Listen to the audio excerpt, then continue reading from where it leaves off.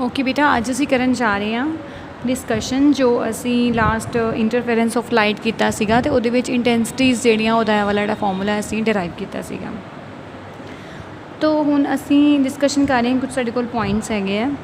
सब तो पहला पॉइंट है कि अगर सपोज साडे कोल इंटरफेरेंस नहीं हैगी है ना, तो असीं ये एक्सपैक्ट कर सकते हैं कि टोटल इंटेंसिटी है it should be I1 + I2, but I1 + I2 नहीं है। ये नाल एक एडिशनल टर्म ए वाली भी हैगी, देखो ए वाली टर्म है, ए इंडिकेट कर रही है वेव नेचर ऑफ लाइट नूं। ठीक है, तो ਜਿਹੜੇ वेव्स ने ए एग्जिबिट कर रही ने म्यूचुअल इंटरफेरेंस, मतलब एक दूजे ते इंटरफेयर कर रही दूजी पहले नूं जिहड़ा वा वो इंटरफेरेंस के नाल जिहड़ी इंटेंसिटी है it is even more than the individual intensities. इस तो बाद असीं ए वाला जिहड़ा केस कीता सीगा इहदे विच असीं सिर्फ ये अज्यूम कीता सीगा कि जिहड़ियां वेव्स हैगियां वो ट्रैवल कर रही ने अलोंग द सेम लाइन। तो इहदा मतलब सीगा कि ई जिहड़ी है E1 + E2 है, यानी कि अगर वैक्टर के साइन तुसीं हटा सकते हो ना, अगर सेम डायरैक्शन तुसीं अगर मैग्नीट्यूड लै रहे तो इसका मतलब ये है कि इन जनरल असीं ए वाला जिहड़ा पूरा पार्ट है वो असीं लिख सकते हैं। देखो असीं इत्थे कीता सीगा, इनफैक्ट ये ही है ए जिहड़ा पार्ट है, देखो यही वाला जिहड़ा सारा इत्थे तुहाडे लिखिया होया वा। जनरली क्योंकि मैं इत्थे तुहाडे डॉट नहीं शो किया, बट वो ये कह रहे हैं कि अगर किसी डायरैक्शन नूं असीं लै लीए, if they are taking in any direction, तो फिर असीं इत्थे डॉट लिख सकते हैं। और अगर सुपर इंपोजिंग वेव्स जी अगर इनकलाइंड ने थीटा एंगल ते, तो इसदा मतलब इधर डॉट प्रोडक्ट जिहड़ा है उहदे विच कॉस थीटा वाली टर्म आ जाएगी। तो इसदा मतलब ये नाल एक कॉस थीटा जिहड़ा वो आना चाहिए। तुहाडी बुक दे विच प्रॉब्लम है, इनू सॉल्व कर लेना, कॉस थीटा लिख लेना। तो इस तरीके नाल जिहड़ी इंटेंसिटी है वो असीं इस मतलब ये नाल एक कॉस थीटा वाली जिहड़ी टर्म है, एडिशनल जिहड़ी टर्म है वो तुहाडे कोल आ जाएगी। तो इसदा मतलब ये है कि जिहड़ी ए वाली टर्म है I1 ते I2 तो चलो जिस तरह भी है, मतलब ये तो सेम ही रह रहे हैं, सिर्फ जी ए वाली टर्म है, ए वाली टर्म जी है ये कॉस थीटा के उपर डिपेंड कर रही है, इट डिपेंड्स अपॉन थीटा। तो अगर थीटा की वैल्यू 0 है, अगर थीटा की वैल्यू 0 है तो कॉस थीटा की हो जाएगा 1 हो जाएगा। तो इसका मतलब we have the maximum contribution.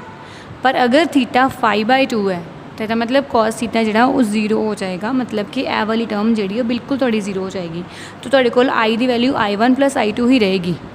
तो इसका मतलब ये है कि जदों भी म्यूचुअली परपेंडिकुलर लाइट बीम्स दोनों आपस इंटरफेयर करती हैं तो इंटरफेरेंस नहीं होंगी, it is merely addition of intensities, there is no interference.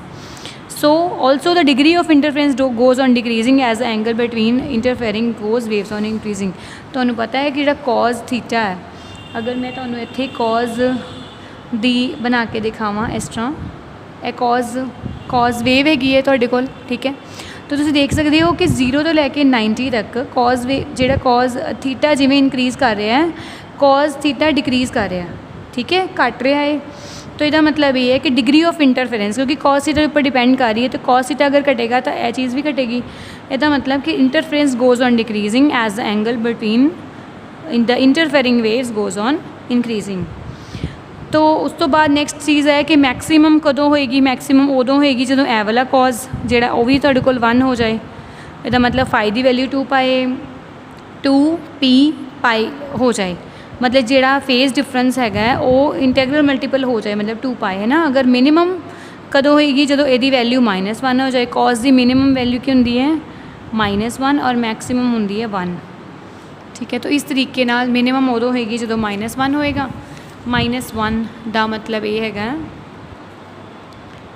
कि उदों जेड़े, क्योंकि इतने -1 आ जाएगा तो यदी वैल्यू तुहाडे कोल ये आ जाएगी। -1 कदों होएगा जो फाई जी है वो 2p + 1 × π, मतलब वो ऑड मल्टीपल है, उधर ईवन मल्टीपल है, इधर तुहाडा ऑड मल्टीपल है। तुसीं देखिया ना जो कॉज जिहड़ा है वो π 3π 5π ये सारियां दे उपर जिहड़े मतलब ऑड वाले नंबर्स ने उत्ते घट हुंदा है, पर जिहड़े ईवन ने 2π 0, फिर इत्थे भी इत्थे -2π इत्थे +2π।